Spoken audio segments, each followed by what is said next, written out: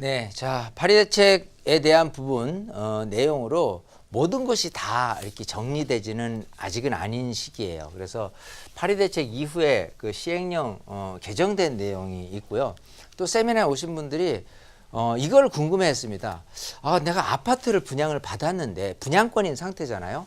자, 이거는 거주 요건이 있게 되냐 아니게 되냐. 일단 지금 이제 조정대상 구역 내에서는 8월 3일 이후로 취득한 거에 대해서는 일단 거주를 2년을 해야 된다는 그런 요건이 생겼잖아요. 근데 분양권인 상태로 있단 말이에요. 그랬을 경우 어떻게 되느냐에 대해서는 제가 어떻게 말씀드렸냐면 분명히 시행령에 대한 부분으로 해서 확실하게 정부에서 발표를 뭔가를 해줄 겁니다 라고 얘기를 했는데 그게 이렇게 나온 거예요. 자, 보죠.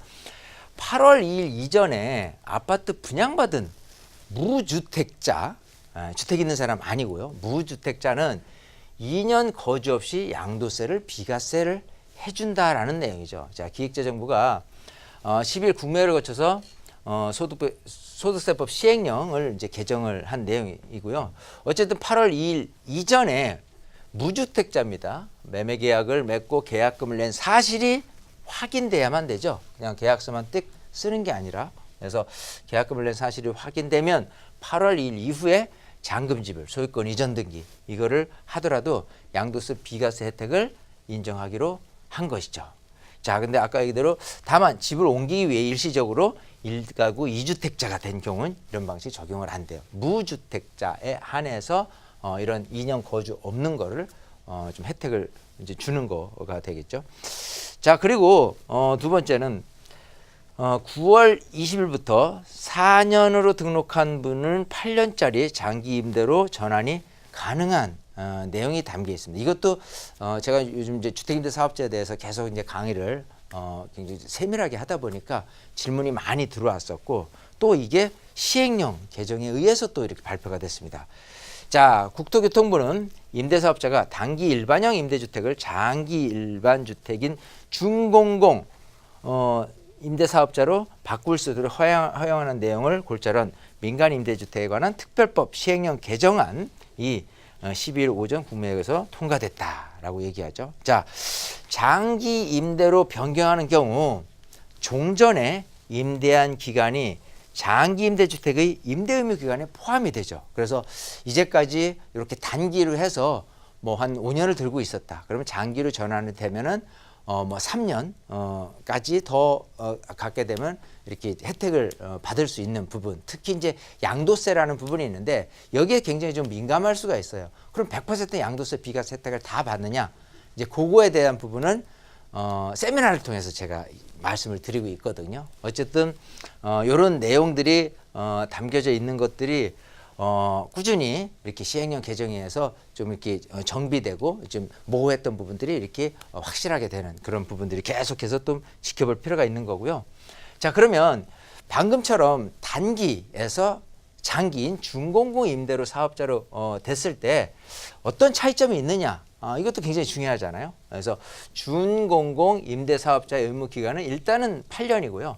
단기는 일단은 4년입니다. 하지만 여러 가지 혜택을 받을 때 내가 꼭 의무적으로 보유하려는 기간은 사실은 10년 그리고 사실은 5년이라는 부분을 또 이해하고는 가셔야 될 것 같고요.